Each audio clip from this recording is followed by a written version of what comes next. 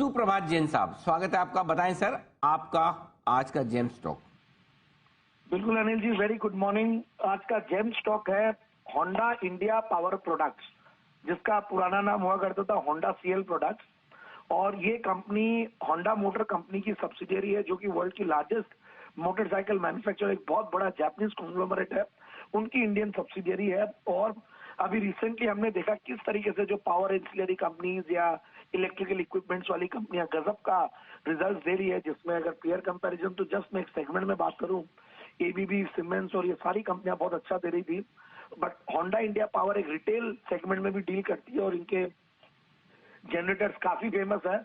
और आप देखिए, अगर ये कंपनी की अगर पोर्टफोलियो की बात करूं मैं, प्रोडक्ट पोर्टफोलियो की, तो जनरेटर्स है, वाटर पंप्स है, टिलर्स है, लॉन मूवर्स है, ये सारे और जनरल पर्पस मशीन्स वगैरह बनाती है।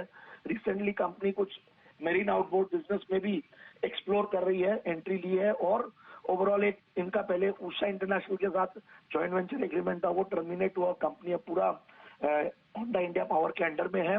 और कंपनी काफी इनकी जो जनरेटर्स है, जो एक पर्टिकुलर 7 केवीए के जनरेटर्स है, उसकी बहुत जबरदस्त पेट है मार्केट्स में, यूएस, यूरोप और इन सब में। और अब मैं अगर आऊं तो कंपनी के फंडामेंटल्स पे, तो कंपनी के फंडामेंटल्स जिस तरीके के वैल्यूएशन है, एक जीरो डेट कंपनी, एक छोटी इक्विटी वाली कंपनी, सिर्फ 10 करोड़ की इक्विटी वाली कंपनी है, 10 रुपए की फेस वैल्यू है, इसलिए हमें भाव बड़े दिखते हैं। और रिटर्न ऑन कैपिटल एम्प्लॉयड 16-17% का है। और पिछले अगर 3 साल के सेल्स की क्या अगर देखें तो 12-13% के लगभग ग्रो किया है। प्रॉफिट भी 9-10% के लगभग ग्रो करता है। ऊपर के लेवल्स 2900 तक दिखाया हुआ स्टॉक ने, उसके बाद करेक्ट हुआ। बट करेक्ट होने के बाद भी मुझे एक चीज जो लगी अच्छी, कि रिजल्ट्स बहुत अच्छा आए हैं। दिसंबर क्वार्टर के रिजल्ट्स, दिसंबर 2021 में 23 करोड़ का पैट था, अब दिसंबर 2022 में 32 करोड़ का पैट। और सितंबर 2022 वाला एक्स्ट्रा ऑर्डिनरी क्वार्टर था, जो बेस्ट क्वार्टर था कंपनी का, वो था 42 करोड़ का पैट। तो इसलिए उस टाइम पे कंपनी बहुत ऊपर गए भाव, अब वापस से नीचे आए हैं। तो टीटीएम बेसिस पे 100 करोड़ के लगभग, मतलब 95 करोड़ का पैट रहा है।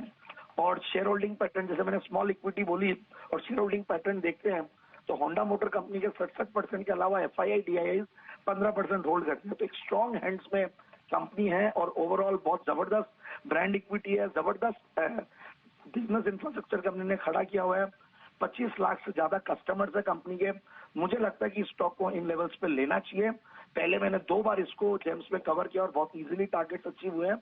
तो इन लेवल्स से अगर हम लेते हैं तो 2560 और 2570 के टारगेट्स के लिए स्टॉक को आने वाले 6 से 9 महीने के लिए लेना चाहिए।